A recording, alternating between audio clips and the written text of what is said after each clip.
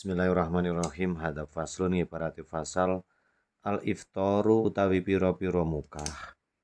Fi Ramadana ing dalem wulan Ramadan iku arbangatu anwangin ana papat pira-pira werna. Dirupane papat wajibun suwijine mukah wajib. Contone kama fil haidi kaya ing dalem wong kang haid, wadon kang haid, wa nufasai lan wadon kang nifas. Wajah izun lan mukah wenang. Contone kama fil musafiri kaya ing dalem wong kang lungan, wal maridi lan wong lara. Wala lan ora wajib lan ora wenang, wala lan ora haram lan ora makruh. Contone kama fil majnuni kaya ing dalem wong kang edan. Wa muharramun lan mukah kang den haramake. Contone kaman kaya dene wong Sulaiman.